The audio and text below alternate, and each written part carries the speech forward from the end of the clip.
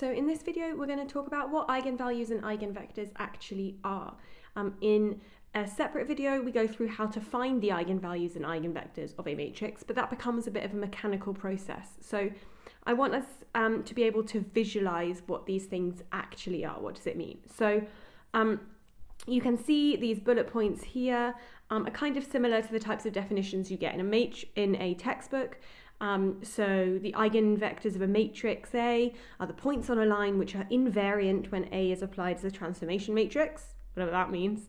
And when A is applied, the eigenvectors are mapped onto points on the same line with a stretch factor lambda, and that lambda is the corresponding eigenvalue. What does that look like in real life? Okay, let's look at an example. If we have some matrix A, and let's take the matrix 1, 1, minus 3, 5.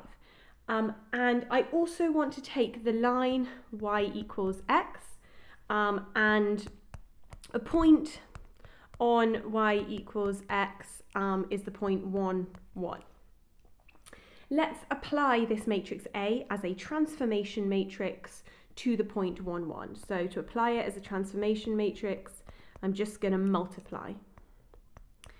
You can do it on your calculator or by matrix multiplication, and that will give me the point 2, 2, which importantly, I can factor out the factor of 2, and it's just 2 times the original point 1, 1.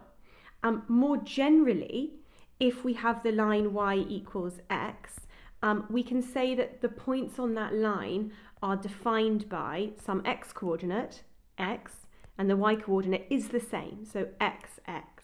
And let's do the general case where we apply this transformation matrix A onto any point on this line y equals x. They're all defined by x, x.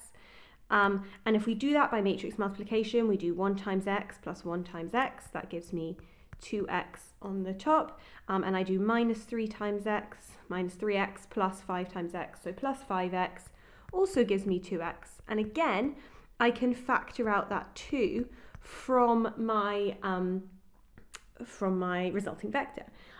So what does this mean? Well, this means that when we take these points x, x on the line y equals x, we apply this transformation matrix A, what we get is some new coordinates, but these new coordinates are still on the line y equals x. So that's why we say the line y equals x is invariant under the transformation matrix A. All that's happened is that they've all been doubled. So they've been stretched by a scale factor 2. If you imagine a quick sketch of the line y equals x, my point 1, 1 is here. I apply the transformation matrix and it shifts to the point 2, 2. So this stretch, this scale factor, is what we call the eigenvalue. So the eigenvalue, or you'll see it denoted as lambda, we'll call it lambda 1. And so that is the stretch scale factor when A is applied. And then this thing here, this x, x, this is the invariant line. This is our eigenvector. Typically when you see eigenvectors denoted, they'll give the most simple coordinate, or simple form of coordinates that lie on that line. So if we call this eigenvector x1, we could say, for example, x1 is equal to the vector 1, 1, or 2, 2, or 3, 3. We have infinitely many.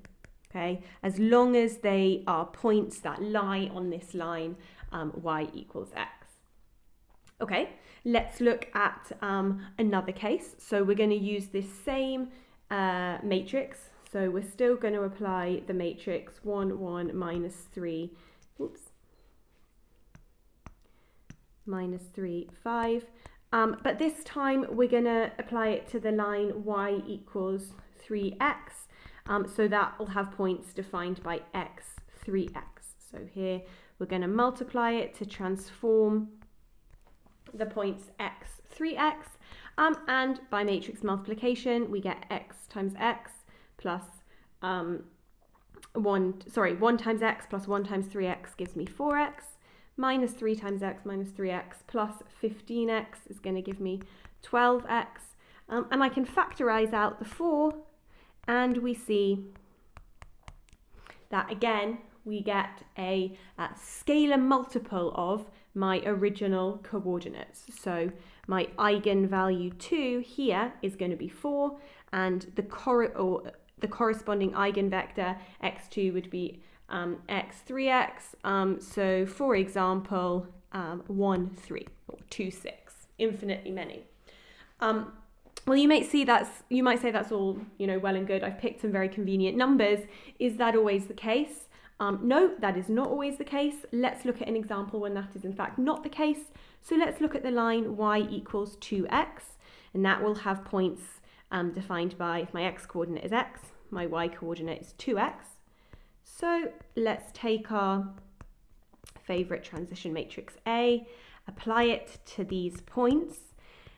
And again, by matrix multiplication, we do x times x, which gives me, 1 times x, which gives me x, plus 1 times 2x, that's going to give me 3x on the top, and then I'm going to have minus 3x plus 10x, so that's going to be 7x.